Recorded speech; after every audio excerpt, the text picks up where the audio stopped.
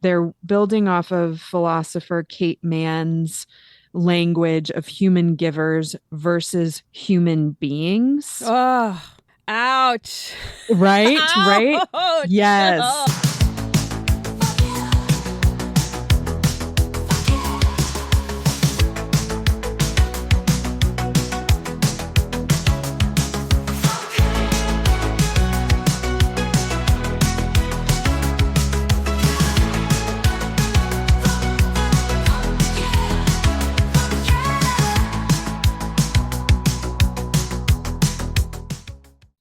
Hello and welcome to Fuck Yeah, the podcast where we sometimes put out short follow-ups to our previous episodes.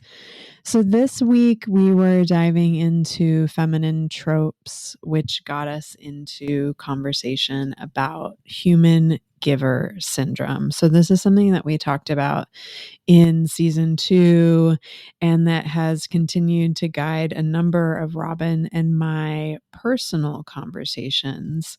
So the human giver syndrome is laid out in a book that is very near and dear to me called Burnout: The Secret to Unlocking the Stress Cycle.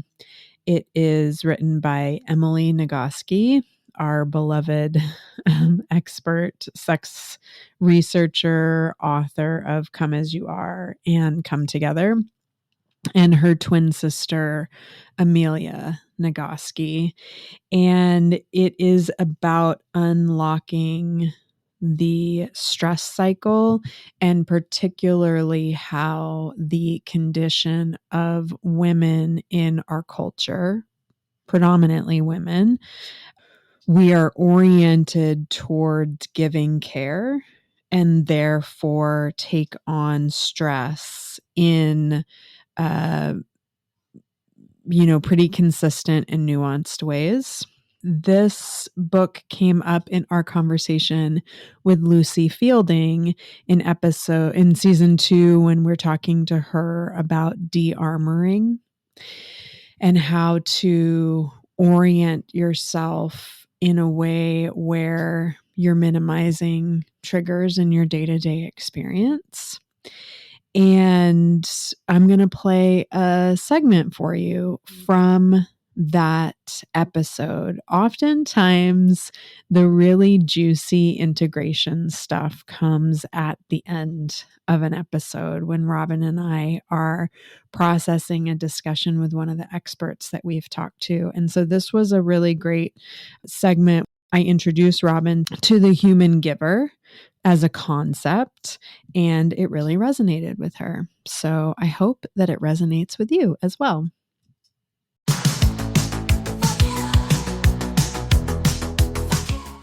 Okay, so there's a few things that I want to call out from this episode.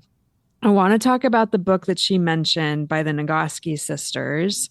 This is one of the authors of this book, Burnout: The Secret to Unlocking the Stress Cycle, is also the author of Come As You Are. Right. Which is like just a seminal piece of work around the science of orgasms and desire. But Burnout: The Secret of Unlocking the Stress Cycle was the best thing I read during the pandemic. Wow. It really spoke to me, and I now want to read it again. But I also really want you to read it. It sounds like something I need right now. Yes, I just grabbed my copy and opened the page, which now I have to read to you because I am like, oh, yes, it's refreshing the book for me. They lay out this idea of human giver syndrome, which folks who are socialized female are more susceptible to giving over to the cultural pressure to be human givers. Right. Emily Nagoski, Amelia Nagoski are really inclusive authors. And if you hear the term human giver syndrome and it hits somewhere in your body, read it. They're building off of philosopher Kate Mann's language of human givers versus human beings. Oh, Ouch. Right? Right? Ouch. Yes. Oh. So this is from page 62 of their book. A cultural code in which human beings have a moral obligation to be their whole humanity, while human givers have a moral obligation to give their whole humanity and give it cheerfully. Oh, Sarah, I'm gonna. Do you suffer from human giver syndrome? Symptoms include believing you have a moral obligation, that is, you owe it to your partner, your family, the world, or even to yourself to be pretty, happy, calm, generous, and attentive to the needs of others. Believing that any failure to be pretty, happy, calm, generous, and attentive makes you a failure as a person. Believing that your failure means you deserve punishment, even going so far as to beat yourself up. And believing these are not symptoms, but normal and true ideas. Oh, fuck, Sarah. The last one is the crux, of course. Yep. What makes this metaphorical virus so successful as an infectious agent is that its symptoms are self-masking. It blinds you to its presence and is self-perpetuating. That is, we are surrounded by people who are also infected, and they too treat themselves and everyone as if human giver syndrome were just normal human behavior, which reinforces our own sense that it's not a disease at all, but a healthy, normal way to live. If you were raised in a culture shaped by human giver syndrome, you were taught to prioritize being pretty, happy, calm, generous, and attentive to the needs of others above everything else. Maybe you can pursue your own personal being larger if you've thoroughly met the needs of everyone else and don't stop being pretty and calm while you do it. Sarah, I'm like busting open right now as you're reading this. Okay, wait. So hold on. Okay, then they give some really fantastic quotes from Audre Lorde, Malala, Shirley Chisholm, Hillary Clinton. Each one of these women worked to be of service in ways that violated their roles as human givers. And if you do that, say by leaving someone else's needs unmet, or not being pretty and calm while you do it, or claiming power that rightfully belongs not to a human giver, but to a human being, the world smacks you down. They say, "What's the matter with you?" They say, "Get back in line." Oh, fuck, Sarah. I need to jump out of my seat and run around in circles for a minute because I have so much energy about this. You're right. I need to read this as soon as we stop recording. It is describing my experience to a T. Like this, women are just naturally better caregivers. Women are just more nurturing. This is like the crux of me trying to explain to my partner what a sacrifice of staying home with kids actually is. Well, and I think like when I think of your situation, and what's interesting about this book is like it lays this context, right, of the human giver versus the human being. And then it breaks down the ways in which the stress cycle builds for the human givers. And not that there's anything wrong with being a human being. It's just that everybody should be that, right? Right. When I think about your situation, you cared for a parent through, pretty stressful health situations. Yeah. And then you cared for and are caring for two small kids. And I think that that's like a pretty common experience granted, of course, there are stay-at-home dads who take on the brunt of the care, but it's a really common experience for women to do those two things simultaneously. Right. And when you think about your something larger, it's not, I think some people, something larger is caring for, there are the rare birds out there, right? That is actually really what they want to do. Right.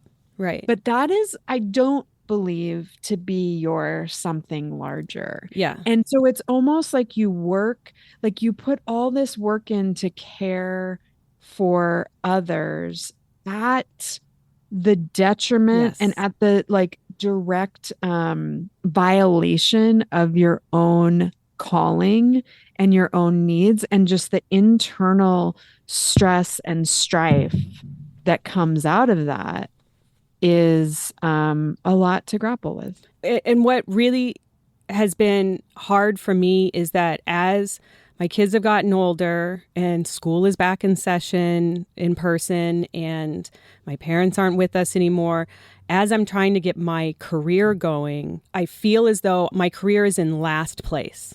So I that's part of what I'm trying to deal with right now, is how I can reestablish myself and regain those lost years, or just regain the years today, to have the same importance in the family. Because that's what drives me crazy, is that the caregiver ends up being somehow the least important person in the family, because everybody else's needs are coming before theirs. I do think it becomes a thing where, like squeaky wheel gets the oil. Right. Caregiving requires of you that you are very reliable. Yeah. Your needs can easily become invisible because it's like, especially if you do it with grace and you do it seamlessly and well, it's easy for others to, and of course kids, like no one's expecting kids to get it right? But like our society is really shaped around this, that there is one person within the family unit. Sometimes I think this plays out in work environments too, where like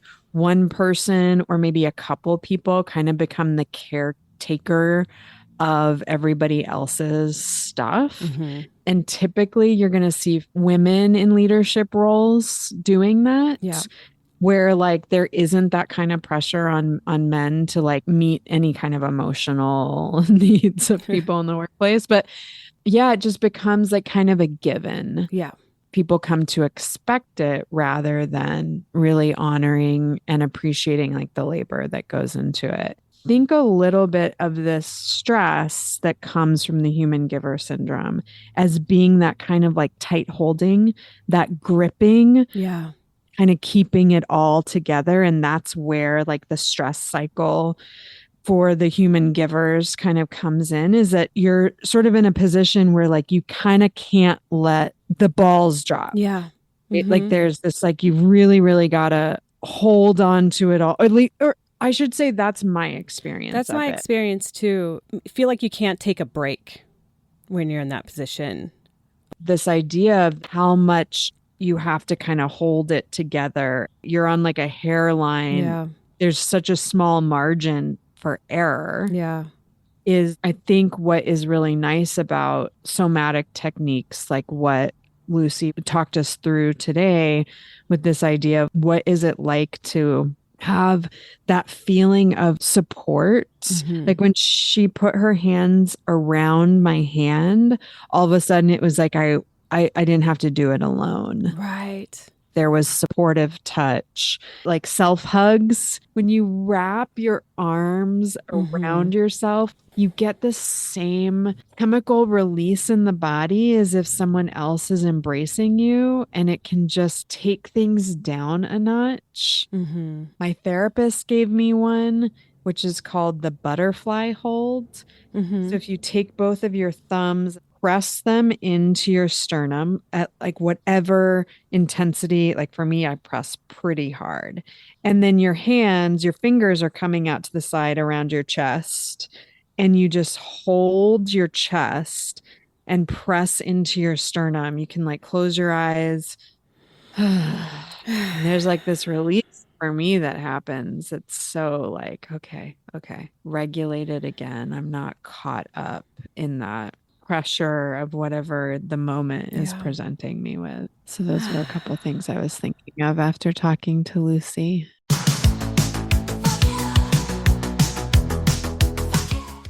That was our quick discussion about the human giver syndrome from a little over a year ago.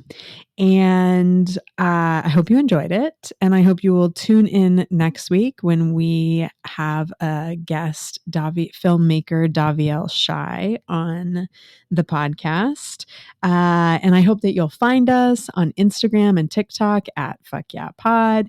You can watch videos of us and get perks at our Patreon. We are Fuck Yeah Pod on Patreon. And I would love to leave you with something from the last chapter of Emily and Amelia Nagoski's book, Burnout. When you are cruel to yourself, contemptuous and shaming, you only increase the cruelty in the world. When you are kind and compassionate toward yourself, you increase the kindness and compassion in the world. Being compassionate toward yourself, not self-indulgent or self-pitying, but kind, is both the least you can do and the single most important thing you can do to make the world a better place. Until you are free, we can't be fully free, which is why all of us together have to collaborate to create that freedom for everyone. Our wellness is tied to yours. And I think that this is a big theme of this podcast. And so I am sending you off with this really warm, encouraging, supportive message because it means a lot to me and it has meant a lot to me every time I have read it in this book. And I would like to give this gift, this wish to all of you, dear listeners.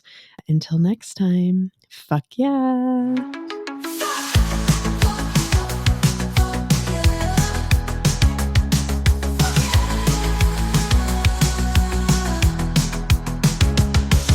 Thank you for tuning in to Fiercely Independent Media.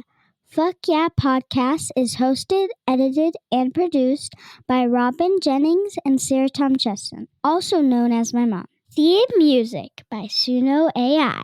Your support means a lot. You can give to the show and receive perks at patreon.com/fuckyeahpod. You can also rate and review the show or share it with a friend. You can reach us at fyapod@gmail.com. Bye for now.